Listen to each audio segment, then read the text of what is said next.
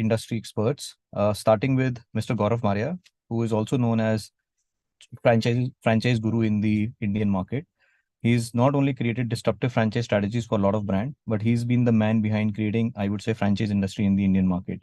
I am also joined with Sonia ma'am. Sonia ma'am has over 20 years of experience in growing businesses especially into franchising. She has worked very strongly with startups, mature companies to expand them not only into major metros but also micro markets. So today we are going to, I think both our panelists today would share experiences on franchising. So over to you, sir. Thank you, Deepak, and thank you for making the introduction and hosting this webinar. Welcome, friends, and welcome to this very, very special webinar called Scale Up. This is designed to help companies which are now looking to scale their business and using franchising as a strategy. And this is a format which we do both digital and physical. So we do a lot of physical seminars of Scale Up, both Sonia and I. Not just in India, but we also do in Dubai, London, and many other parts of the world. And this has been a very, very successful program. When we do physical, normally it is a full day program, covers a lot on the fundamentals of franchising and how franchising really works. But webinar being given a limited period, we all talk about who can really franchise, how franchising really works. And if you want to get into franchising, what should be the best strategy to do that? So before we get on to a full presentation, which I'll request Deepak to run that, I'll pass it on to Sonia to give you a little overview about our journey, because we've been in 27 years in franchising, as Deepak said.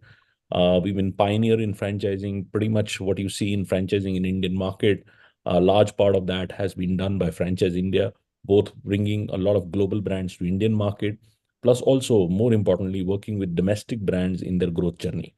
And so over to you, Sonia, for your perspective on giving on Franchise India and a little bit on FranCop, because Deepak is the CEO for FranCop. Been also very aggressively working. His team is available across India, which works with emerging businesses, category creator companies, and a lot of other businesses which have growth mindset and they want to really grow. His team really works with them to make them franchise ready. And we'll talk about that. But before we go further, I think Sonia can give a little background about Franchise India and FranCop. Thank you, friends, and a very good evening to all of you. I welcome you to the Scale Up webinar. And like we said, it is a collective initiative by FranCop and Franchise India to help companies expand, grow, scale, and create value via franchising. So before we start, I'd like to put things into perspective and lay the ground for our today's webinar. So what we're going to cover is who we are as a company. We'll talk about franchising. What is franchising? We'll talk about the industry at large. Second is also how big the opportunity is. What is the opportunity for companies to get into franchising? We'll talk about who should expand via franchising route. What is the readiness a company needs before getting into franchising? So that's one part of our presentation. And also challenges in businesses, how do we work with companies to make them sustainable and successfully bring partners on board? And lastly is the value proposition that Franchise India and FranCop together and collectively brings in to the companies who are looking at expansion. So friends, we are committed to entrepreneurship and we work with companies across all spectrums. FranCop is a consulting arm of Franchise India group of companies, and FranCop is the world's largest and also the oldest franchise consulting company, which comes with more than 47 years of experience in the industry. It's a global firm which is headquartered in America and has worked with the names in the franchise industry, names like McDonald's, KFC, Hilton Hotels, Hershey. These are all the global names which one can reckon with franchising. So, and under the leadership of Don Bodian, who has pioneered the franchise consulting industry in 1976. Now, the company FranCop is present in more than 25 countries across the globe.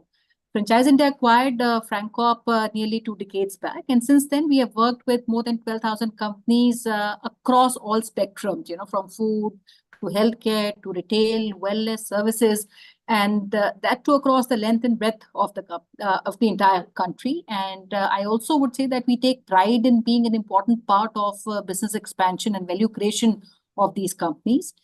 And today, both Franchise India and FranCop are trusted advisors to many of India's, I would say, most influential business houses, from startups to listed companies to unicorns. you name it. And we take pride in working with almost all of them. So Franchise India comes with 27 years of, I would say, experience in the industry. And at the group level, we are an integrated company. We are the largest franchise development distribution company in the world. And when I say it's not just in India, but we are the largest development and distribution company in the world, which means there's nobody else across the world who would have the capability at the group level that we have built over these last 2.5 odd decades.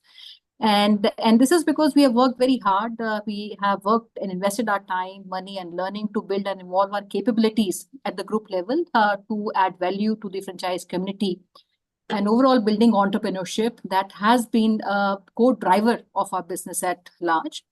And we also understand that any company who's looking for growing or scaling would broadly need three readiness. One is 3 sets of readiness or capability, so to say. One is to have the right business model in place, and that to sustainable business model. Second is marketing the opportunity or your business to potential partners so that you're able to expand. And third is the distribution, which means how do you capture the impact of the marketing that is created. Now, through our group companies, we have been able to address this need through the solutions from the specialized business entities at the group level, which broadly I would say are under 4 platforms, which is a media platform of Franchise India. We have a scale platform, there's an investment platform, and the exit platform. So media platform, we run the largest media house in the country, which gives exposure through the large exhibitions, about 120 exhibitions that we do in India, and about 15 international exhibitions that we are coming up in the year 2024. And also through leading industry magazines, where we run a magazine called Franchising World, which is the leading franchising magazine in the country. There's a magazine called Retailer, and the third magazine is Entrepreneur, which is amongst the top 5 magazines in the world. And we have partnered with Entrepreneur for entire Asia.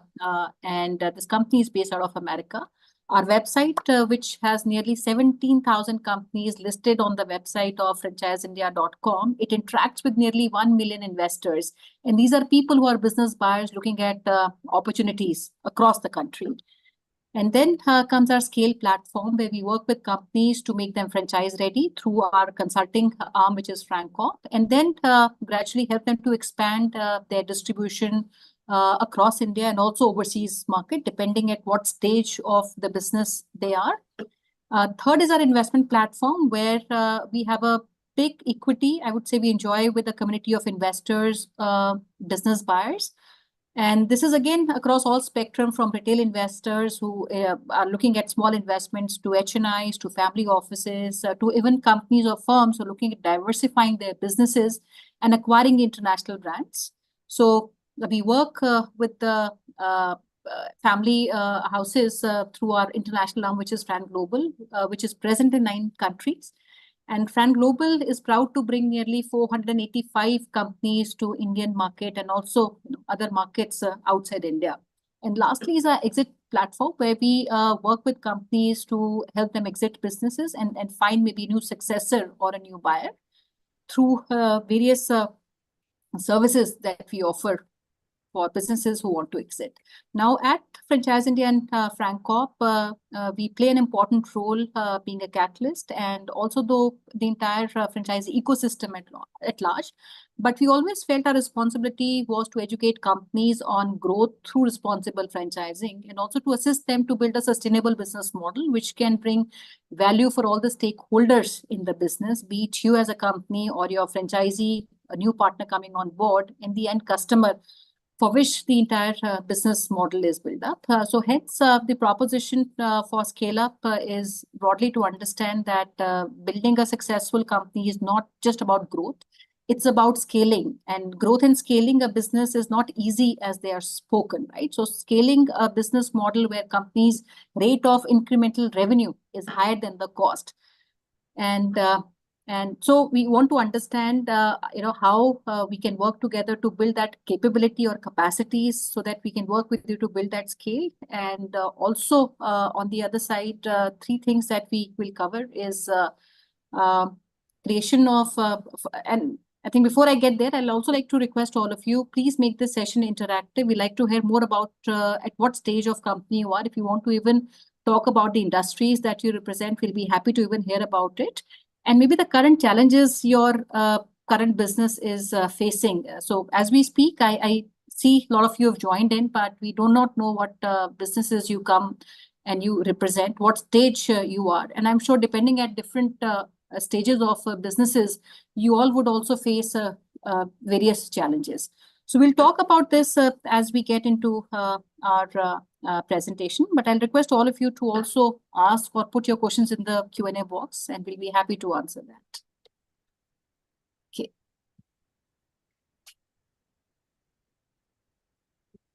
So great. So thank you, Sonia, for setting the perspective and also putting the introduction. So friends, this is a webinar which we're doing just before the New Year's, and I think most of the companies set their goals for their growth whenever the new year comes in, and most of the companies plan that. And I can tell you that 2023 has been an exceptional year for franchising. I've never seen more interest from a lot of global companies willing to enter Indian market. I just finished a meeting with a consulate of Turkey. So almost every country is eyeing this country because of the consumption, because of the opportunity, our economy, the liquidity. Look at what has stock market done last 10 days itself. So this is happening as we speak in India, that the whole opportunity of franchising is exploding. But while this opportunity is there, as Sonia said, it's also very responsible, because when you do franchising, you're bringing in some other partner who believes that he will also make, he or she would make money on your business model. So, and if the business model is not very well defined, then it can put the entire brand and the investment of yours and the franchisee at risk. And that's what we want to really do. The whole purpose is not to really encourage companies to get into franchise, but actually encourage people know best practices, what should be done in franchising and what should not be done in franchising. So we'll run a presentation now. As Sonia said, use the Q&A box to ask as many questions you have. And we want to really make it interactive. So share about you, what brand you represent. Are you already franchising? If you're already franchising, write AF. And if you are a new franchiser, which means that you're just getting into franchise or willing to get into franchise, write NF. So just that we know that you are already franchising or you are a new franchiser. So let's get started. We start with the presentation, and it's about 6-7 slides, a short presentation, but it covers a lot. And if you want to make notes, please make notes, because this would help you to really refresh that. And if you want a presentation, I have two other colleagues, Ram and Isha, on the call, and they are the ones who leading the scale up registration. So they would also send you your information. You can put your email ID and we will send the presentation to you. And even other data you want, some comparatives, some other things which you want to know about your competition, and so on and so forth. So we're really happy to do that. So let's get started.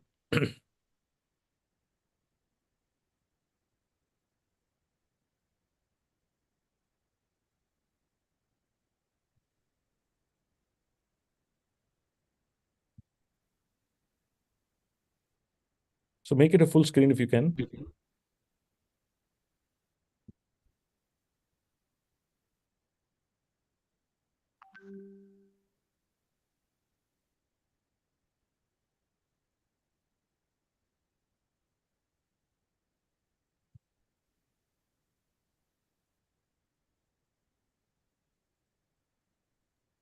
Is it okay now?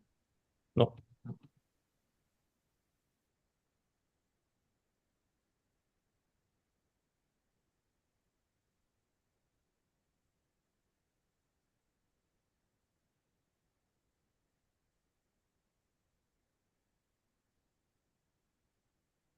So you have to reload it, open it up and reload, Sanjeev. That would help us. So friends, before I think Sanjeev puts this full screen, let me set the perspective. So the biggest problem, we have done, as Sonia said, 14,000 brands, and we got them into franchising. The good news is a lot of large companies have been born out of the ideas of franchising. I mean, I can give you hundreds of examples where the business was very small, but it's an interesting business model backed by a right founder, right team. And we went to them and said, why can't we franchise that business, and took that to a very, very large size. Some of them become unicorns, some of them are public listed now. And so this whole journey we have done, and consultants are normally very smart to talk about all the success stories, but they don't really talk about a lot of failures also happen. So I can be honest that about 20% of all franchise systems don't perform. And why they don't perform, almost every system, the one thing is very common in all of them is that they were not ready. Because they were not ready, they just jumped into a franchising as an opportunist. You were successful, you were doing well. Somebody came and knocked your door and said, "Can you give me franchise?" And you gave franchise. And you had no systems, you had no operating guidelines, you had no legal structure, you had no marketing communication, you have no support structures, you have no audit structure. So a lot of things are missing before you really get into franchising. So one of the first question, get to the next slide, please, which is the most important question you need to ask yourself. Are you ready for franchising? Rather, we will run through a few things which are you need to be ready with before you jump onto franchising. But before even we go to the question that are you ready for franchising, at what stage people should franchise? That's very important. Even you start thinking of franchising, like you're getting into the next year, is the right timing for you to get into franchising? Should you wait, or this is the right time, or you're already late? So at what stage you are in terms of you need to decide on franchising? Can we get to the next slide, please?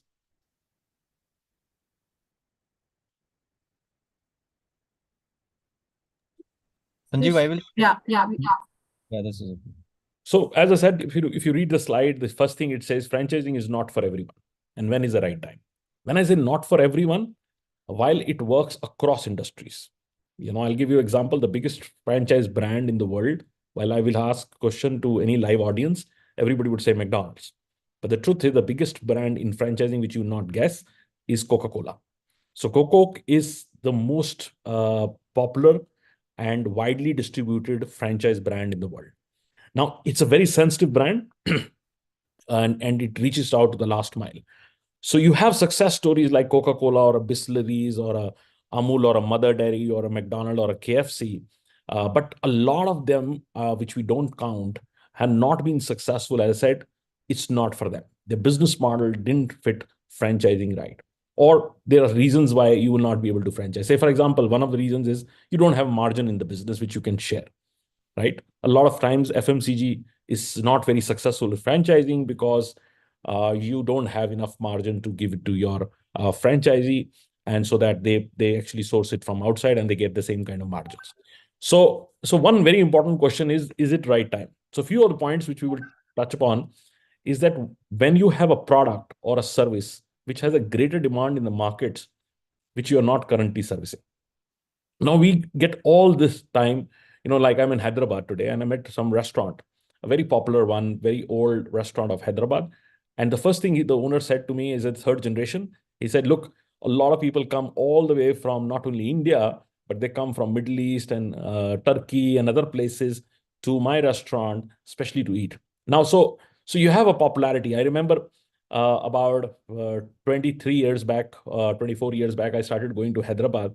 And the first place I used to go was Paradise Biryani. And they had an iconic store in the Paradise Chowk, which is Secunderabad. And I used to go meet the owners, meet the family. They were kind enough to treat me well. But they would say, oh, we don't want to franchise because the brand would get diluted and so on and so forth. And today it's a private equity backed. And Sonia can tell you more about it. We took not only this business within markets of India, but now we are discussing to take them global.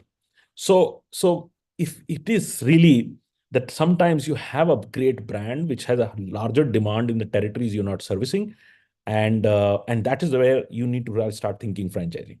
And this is a mistake a lot of people have done. Look at Kalyan, which is actually Kerala jeweler, is now selling across India. Not only India, but now they're going global, right? It was just a Kerala jewelry, family jeweler, which really had the position to go all over.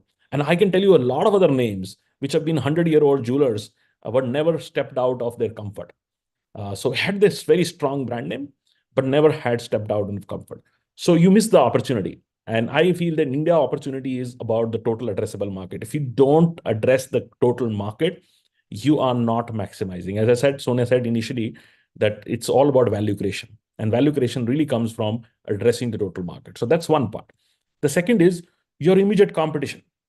I'll give you a case study. When we went to almost every leading optical store in this country, optical brand in the country. So we went to Himalayas in opticals in Calcutta, Dayal Opticals in Delhi. Every market had an optical brand, which was very, very old. Like in Western region, you go and there is a brand called Lawrence and Mayo.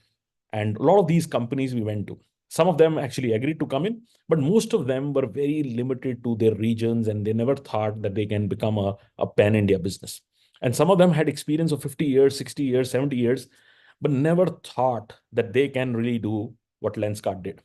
And here Lenskart comes in, no optical background, bunch of startup guys who came in, saw the opportunity of this whole optical space in India, which market can be bigger than India. And it was getting organized. People were not going to the old chashma shops and they were going to organized sector. And they jumped on the opportunity. And just in 12 odd years, they've become the largest retailer for optical. And this is what opportunity. And Franchise India is proud that from the first location of Lenskart, we help them in terms of getting into franchise and they become a large company today. So if your competition is moving faster than you are and you missing the boat, that is a time you really seriously think about franchising. I know Deepak is advising a couple of other players some other big companies in optical, and now they're trying to catch up. But if they would have done it 20 years back, they can build much bigger value in doing this. Third, which normally happens in franchising, normally a lot of early stage businesses come and they want to grow. Now, how can you grow? You need capital. So, and capital comes either through debt or equity. Now, debt you don't get in India. It's very difficult to get. If you get it also, the cost of capital is very high. And equity also is not easy to get for any business. So if you're, say, a successful spa and you want to really grow, or you are a successful gym and you want to grow, or a restaurant, or an education center, or a preschool, or a coaching center, or any business, you want to grow. So and you don't want to take a debt or an equity, the third better form of franchising for capital is franchising. So it will help you to grow your business with what we call the other people money. But it's a responsible money. But it is a great form of capital because you neither are giving away your equity for cheap and neither you're taking debt, which is putting pressure on your balance sheet. So franchising is a great way for growth, especially for early stage companies. And that's why they prefer franchising. Fourth, a lot of people, when we go to them and say, why don't you franchise? They would say, oh, no, who would handle? I have challenges of manpower. I have challenges of operations, supply chain, and a lot of other micro challenges entrepreneurs struggle with. And that's why they're not able to grow. Like they used to say, the old, way of Marwadi families was, whenever they would have a new, maybe a son grown up, he comes in a business, they would open up another business. They would wait for somebody in the family to be ready to take another business, right? And they would do it only because they feel that they would be in more control and so on and so forth. So franchising is actually a great way to expand your business, bring somebody who are like-minded partners who would look after your brand and your operations and look after your business. And also, I can give you hundreds of examples where franchising brings better consumer interface experience than even running your own stores. And that's why the large companies franchise. They are not franchising because they need capital. They're doing it because they feel that the operational efficiency which a franchisee is able to bring in, which they would not be able to bring in a corporate. I think, why would Tata franchise or a Mahindra franchise or a Reliance franchise or a Adani franchise? They all franchise because they feel that the kind of efficiency a partner brings in, nobody else can bring in.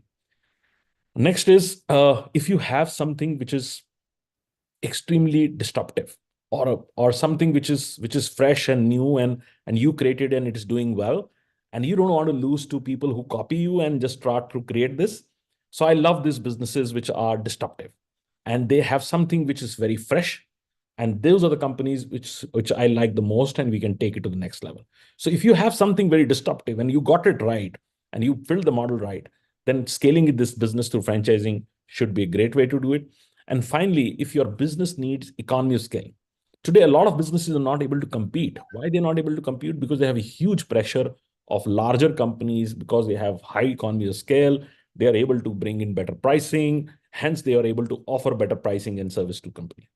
So if you have a business model which needs larger distribution in economy of scale, then franchising is the way to do that. Sonia, you want to add anything on this?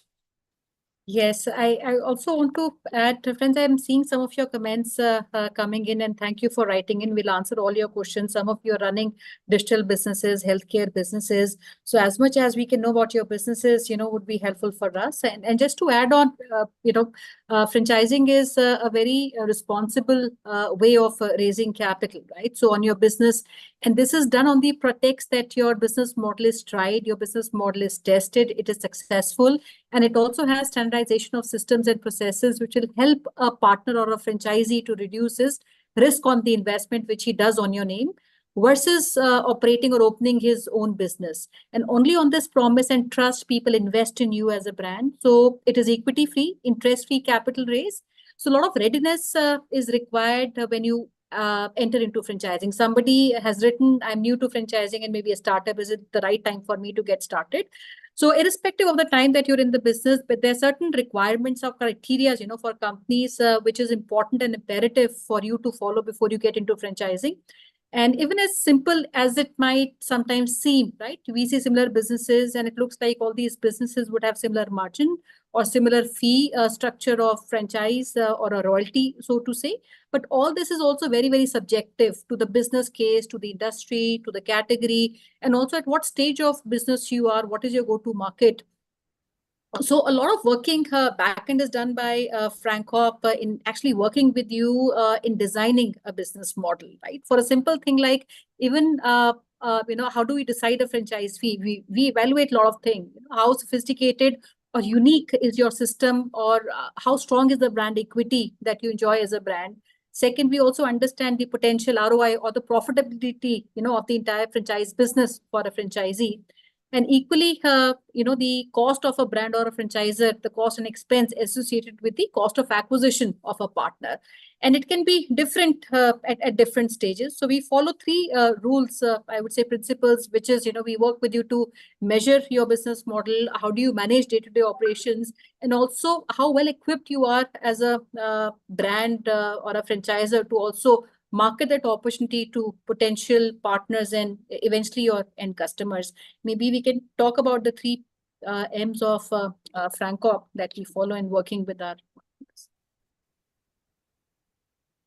Absolutely. And friends, if you have any questions specifically for your industry, please ask the questions as we go along in the presentation. So next slide, please. So this is very important. And when you are looking to franchise and you decided that you want to go the journey of franchising, this next question comes to you is that, is your business ready for franchise? And there are about few things which you need to inherit to be ready for franchising, and few things you need to prepare. And that's where professionals like us come in, which is the most experienced team in the world today in franchising. We run in 9 countries, 90 cities in India. So the largest franchise solution company in the world. And so we bring in a lot of experience to make you ready on things which you don't have. So I'll give you the total 18 things are required to really be evaluated before you get into getting into franchise. So first basket is really about your brand preference and engagement. How your brand is engaging your customers. What is the preference? How people think about your brand when it comes to really consuming product or a service from you. So what kind of credibility you enjoy? And please don't mistake that credibility is only attached to larger corporations. Not every time the company can be a Tata's or a Mahindras or a Birla's and likes of them. You might be having a strong credibility in your own region or in your own industry and things like that. You enjoy your own success story, right? If that credibility is there, you can franchise the business. How has been PR and social impact going on with you? So these days, our brands are rather built. Sometimes it's trickier also. I've seen a lot of companies which go very fast on franchising because they were social media craze and they were seen and liked by people, especially young people. And so I don't want to name on the forum, but sometimes I don't like them because they have no business model, but they've just been built on Instagrams and likes of them. So if you have a positive era, it helps. But if you're just a PR brand and with no business model, it doesn't work, right? So you need to really understand that your business model is obviously has to be strong. And but if you add up your good PR and a good social imagery, then it really helps. Like we're doing one brand, which we're very proud, called Farah Khan Jewelry. and she's a very popular celebrity designer jeweler, and in the industry for over 2.5 decades. A very consistent, great product, great brand, great structure, and her celebrity status helps it, right? But it's a great business model also, which is helping her. I mean, the celebrity status is actually topping on icing on the cake, but it is not that the business model is weak. That's why we like these businesses. I don't touch many celebrity businesses because I feel that there's sometimes no business model. They're just popular. But if I have a business model which is also topped by a great social capabilities, it works very well. And kind of awards you've done, recognition done. People want to buy into your business because they have aspiration for your brand or how you want to build that. That's also important. The second thing, which is the most critical part, is that do you have a proven business model, systems, and processes? And this is most of the time where people come to us. They would have a prototype, but they don't have the whole SOPs, the manuals, their vendor contracts, their processes and systems, everything from their back end, which is supply chain, capability, training, and so on and so forth. And then the front end, how to manage and engage customer base. And so all that pieces of your business has to be controlled. I call the 3M principle. The first M stands for making your business model measurable. Everything you do can we measure it. Second, making the business model marketable. Why would somebody invest with you? Third, making a business model manageable. You can make franchises, but how you're going to manage those franchises and consistently over the years and evolve them over the years. How do you really do that? Because the customer today is very different to what it would be 5 years from now. How your business model would continue to evolve, given that it is a franchisee and franchisee has to change. So that's very, very important. The third basket is your financial performance and margins, how your business model is designed, how it is designed, what is the kind of return on investment, your past performances, and what do you can forecast in next 5 years, both at the unit economics and at the brand level. Second is what is kind of affordability it is for a franchise. I'll give you a classic example. There's a company which we did called Castrol Bike Zone. Now it's backed by a multinational #1 lubricant brand in the country, not in the country, but globally.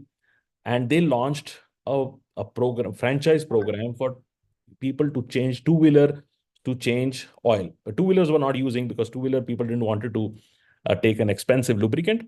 And Castrol thought that we will create these bike zones where people who are driving two-wheelers can bring in and to change the lubricant. And being a multinational, they designed everything. And the cost of franchisee was 35 to 40 lakh rupees. And I used to tell them that, look, this is not making sense because if we want operators, we want people who would work, or we want upgrade mechanics who are doing the oil change and they can address the two-wheeler market, they would never have affordability of that. In turn, we will attract a lot of people who are not good operators, who never go to their franchise because they don't want to even tell people that they have a oil changing franchise. So you are creating a model which would find difficult to do what I call go-to-market. And even if go-to-market happens, sustainability of those franchises would be difficult because you need an operator rather than investor. And so obviously they didn't agree. They opened up the franchises. We obviously sold a few franchises for them. And then all the franchises had to close down. And now the program is shut. There is no more Castrol Bike Zone in the country. So it was not really the model which was to be done. Right? If they would have created a model which was 7-8 lakh rupees, affordable, get a lot of young talent who can be operator, who can work in the business model, 100% with the Castrol backing and the training and the capability, this would have been a great success. So sometimes people don't design business models which can sustain in the marketplace. And also the last is how you're capitalized, right? How you have enough capital to support your franchisee, how you are managing your own cash flows, how your cash flows are coming in, so you're able to manage yourself better and support your franchising. Because franchising is an ongoing exercise. When you sign a contract with somebody, you're committing for next 5 years. These 5 years, you need to constantly support your network, and then only the network would start giving you money. And this is another mistake people do. If they franchise and they're not able to get the royalties and other things on time, they have a failed network. Why? Because you're not getting royalties, how you can support your franchise network. So it just fails. Then the next thing is how your management and leadership team is. You look, friends, I have really done 27 years, sold more businesses than anybody else in the world. I've realized that people invest with people. They don't invest on business models and brands, but they invest on people. So who are the founders? What is a founder story? What is the organizational structure? What is your organizational design? All these are very, very critical point. One of the areas which Sonia can agree that the biggest thing we found for people to say yes to any franchise was how easy that business was to do. The ease of business was a very critical part. So ease of business came from the kind of support they can see from the franchisor coming through. And that was very, very important part of it. Then how is your competition doing? What is the market trends happening? Is it overcrowded market? Like, for example, if anybody comes and tells me that I have a salon franchise, then I say, oh, look, what exceptional you are bringing in, where you will be able to move somebody is using something, right? Nobody is waiting for your salon to come in, right? Or your brand to come in. They're already consuming something. What are you bringing in which would shift them, right? Sometimes people just get into industry because they feel that they can do it. Like a lot of people get into these kind of industries, food, salons, fitness, and things that they don't understand that market is 100% addressed. Why would people shift to you? And what compelling structure are you creating? What is your, what we call the USP or the differentiator, which people would be able to do that? Finally, what is the industry trends telling you? What is next 5 years in your industry? What is the disruption coming in? What is happening in the market, right? So that's also have to forecast it. That's why I love Lenskart, because they understood e-commerce. They understand e-commerce was big. They cannot ignore it. But they also understood that optical business, they need physical interface because people have to check their eye in terms of what number they have, and how they build the business model, which was hybrid of that. So now you have to make business model which are future ready, which means that they imbibe technology and be ready for the next market. So future forecast for 5 years is very, very important. Then we need to do a lot of product and service, how innovation, R&D, constant innovation is part of the system now. What is the differentiation you have from offering, price, experience, and what is your change cycle? How you constantly change. Recently, I met a business which was the largest selling fashion brand, fast fashion brand online. And I met them and they were very proud that we were able to sell everything in 800 rupees, 900 rupees, and so on and so forth. So I said, would you last this price? Because you're already very aggressive, and because you're online, because you have a larger distribution, direct to consumer, you're able to do this price. But as you go into franchise and you have a larger real estate cost, and you now have to share the margin with your franchisee also, because now you're direct business, you need to go up the ladder. Otherwise, you will not be able to do that. I can tell you there used to be a company which got public listed and Coutons. I don't know how many of you have heard. And they were franchising everywhere. And they started with 1+1, then they started 1+ something. And then they, last I was seeing that they were giving like 4 free or 5 free. And they were just trying to become even more value, even more greed for customer to buy. Eventually what happened? All stores got shut and the company became bankrupt. So sometimes just not going up the ladder is very, very important, because you need to see when you do franchising, there are 3 stakeholders. There's a customer which you need to excite. There's a franchisee who needs to see and make money over next 3 years or 4 years, a return of his capital. And there is you who's building a brand for a long term, building the brand for value. So how do you get the all 3 stakeholders stay connected and stay relevant? And that's very, very important part of franchising. Next slide. So now you want to add anything on this, which I missed? Okay, so now we get on to the third part of the business. Okay, go ahead. Sorry, I was on mute. Okay, so there are 4 pillars of franchising. If you decide that, look, I want to get into franchising and I want to really be ready, and not necessarily you come to FranCop or Franchise India, but you want to do it yourself, then you need to have these 4 pillars. The first pillar we call the PASS. And the PASS stands for 4 things. One is, how do you bring predictability in your business model? People are buying into the future you show them.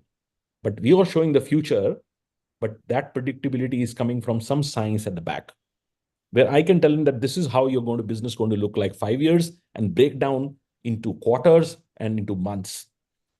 So that predictability is very, very important. Franchisees don't like surprises. And I can tell you, people who don't work with brands and they shut down, it's not just they were not profitable, but they were surprised all the time. They were not really expecting what they got into.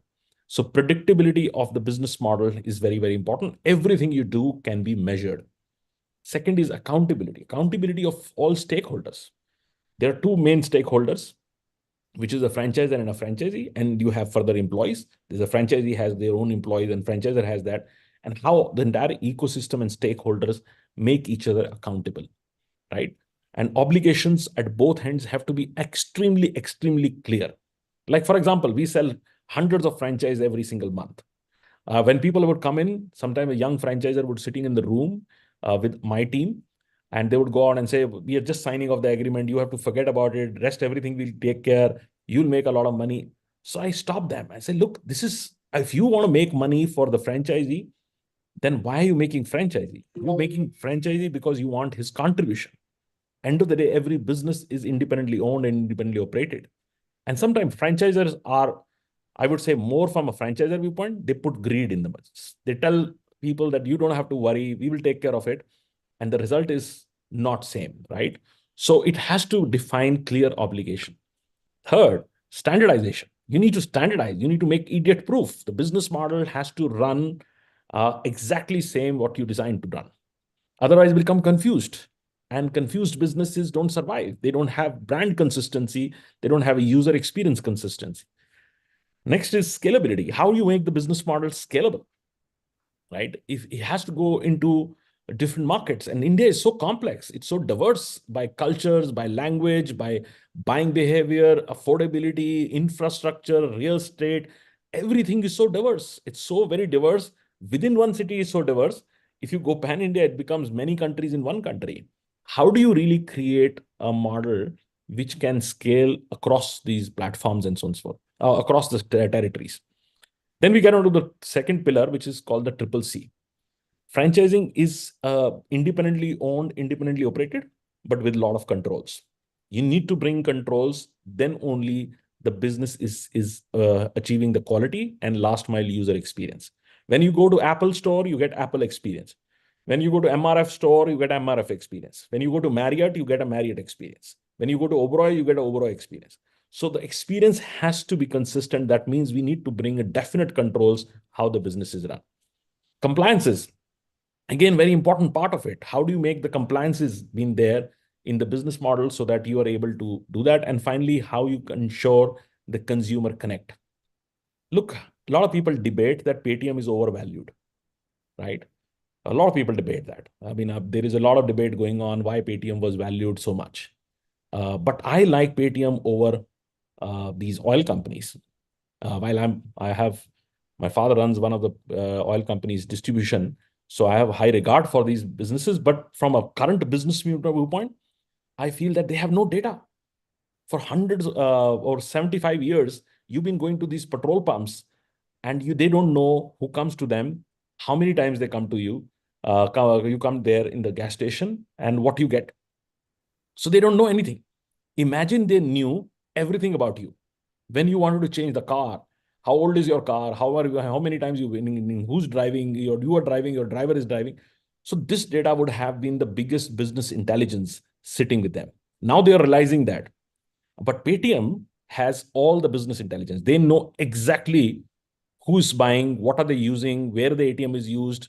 If I use it in the morning for my taking a cab, then they exactly know that I use the cab and how frequent I take that cab. So a lot of this data is so very valuable. That's why Paytm is so valuable. So now new age franchise companies are ensure that they have the communication. They don't do from classic distribution. They want to own the customer. They want to own every single thing which customer is trying to do. So when you shop with a Nike or a Adidas knows what you bought and how frequent you buy, how often you come. So they have that. They will send you the alerts. So they will engage customer directly. So that's very, very important part of the business. Then we get on to the third pillar, which is called air. How do you make your business model attractive enough that people want to invest? Second, how do you make the investor readiness? That investor is looking for both short-term and long-term performance with you. And finally, risk is very important part. The only reason you are buying franchise versus starting your own business because you want to reduce the risk. And so how you demonstrate that you are able to reduce the risk or control the risk. That's very, very important. And that's very, very important. And how you design your business model, which shows that you've gone through the entire exercise where you can really demonstrate that it can reduce their risk. The final part, which is also important, which to really manage your franchisee over the time, is really what I call ERR. E stands for how do you encourage them, how do you recognize them, and how you reward them. Normally, we do a program where we create a program to encourage franchisees monthly basis, recognize quarterly them and their teams, and then reward them annually on their performance. If you make successful franchisees and they believe in the business, they belong to the business, you creating co-founders who would go out and bring more franchisees for you. So we have a statement say the successful franchisee, early successful franchisees would define how your network would be built. If you have very early successful franchisees, you will have a great network coming along. So this was a little 4 pillars. If you have any questions, you can really ask us now or you can ask us later. Next slide, please. Sonia, want to add anything? Yeah. So, friends, just a nutshell, business model is primarily to understand how much value creation your business can do and how you're distributing this value amongst the stakeholders of your business. So there are 2 things to know and one must work upon. One is the business model itself, which means the logic of the company, the logic of the firm, the way it operates and how it creates value for all. And second is the strategy, which refers to the choice of business model that you take to the market, right? And the strategy is what actually helps you compete in the marketplace vis-a-vis the other competitors in the market. And there are 4 important filters for any good business. And this is what we're trying to also answer. We work with you. One is we need to ensure that your business has, the business model should be rational, right? So there has to be rationalization of business model, which means a very big focus on unit economics and unit efficiencies. That's the first area and first filter for a good business. And second is how your brand business is hedging the risk of the investor. And third is pilot or the prototype that you have has to be successful at any cost. And lastly, how you're able to retain both your franchisee as well as the customer, who is your customer at the outlet. So these are 4 important filters, which are integrated in creation of the entire business model. Yes. So yeah, so that's very, very important. And we come down to the last slide, friends. And this is a little bit about what services we offer. But before we get on to services to understand, and we will set a joint call between Sonia, me, and Deepak to really understand your business well. And we call the Discovery Day, which is no obligation. 30 minutes, we will talk to you, understand your business, understand your aspirations, understand your challenges, and then only tell you, is franchising right for you or the timing is right for you? And if yes, what needs to be done? But just to give an overview of what services we offer, we have 5 services in our business. First is advisory, which is the most critical part of it. I feel that today, Franchise India's greatest strength is our experience to know what not to be done. So we do a lot of strategy, financial modeling, operating manuals, legal marketing, legal documentation, marketing documentation, and training. All these pieces are created at the initial days. It can take anything from 45 days to 60 days, or in sometimes 90 days or above, for making you franchise ready. Then we get on to your brand communication, which is very critical. How your brand is going to be looked at, both from a franchisee viewpoint and the consumer viewpoint. What is your overall brand strategy and your PR strategy? So we have very strong on PR, how to get the noise out there, and people start looking at your business. As that is done, it moves to, rather Sonia leads that part, how you're going to be going to market, go to market through lead generation and across platforms, which you do, events, we do social media, we run our own media. We have our own portal, #1 portal in the world called franchiseindia.com. And then many, many other initiatives we do. We have the largest data bank of potential franchisee in the world. So depending on the rollout you created, we will generate the leads. Then we get onto very qualified team, which is available in 90 cities for lead management. So it gets onto lead management. Every single lead is qualified on 4 fits, which is financial fit, strategic fit, operational fit, and marketing fit. So we exactly know who we need and how we really match that. And finally, we get onto the franchisee selection mode, where we bring the qualified franchisee to you for a lot of questions, a lot of discussions, and we call the discovery day. And once the discovery day is done, then you can get into the contracts and so on and so forth. So friends, this is what we do. I know this is a very short time to really go through the entire piece of franchising. As I said, there's a bigger presentation where Sonia and I do of Scale Up. We just pick up 2-3 slides out of these 100 slides, which we do. So anytime, next time we're doing a physical one, we'll like to invite you. So please share your business model, reach out to Ram and Isha. They would also reach out to you, understand your business model. And if your business model is interesting and if business model makes sense, then we're there for you to help you scale your business model. And so next few days, we will set up a 30-minute discovery day, no obligation. It's just about helping you. And we are not even interested to discuss on how we can engage with you. We just wanted to really understand your business model and get you the right advice. Because my belief over the years has been that if I am able to put people in franchising and they see their growth in franchising, we will have opportunity to work with them somewhere or other. I mean, there would be different opportunities at a different stage. So I'll pass it on to Sonia back for her last comments. And Isha and Ram, if you can put your number on the chat box so people can reach you if they want to set up this time meeting. I'd like to say, friends, thank you for the time that you spent with us, nearly 1 hour. But we'll be happy to perhaps discuss with all of you one-to-one to understand more about your businesses, the industry that you operate in, how long you've been running these businesses, the challenges that you have in the business, what territories you want to expand. So this discussion typically would take a little more time than what we have today, and would be very, very dynamic in nature, because you all come from different industries and might have a different goal with respect to your business. So my request would be to reach out to us, and we would share our coordinates in the chat box. You can take a note of that, and we can connect post the webinar any day starting tomorrow onwards. Thank you.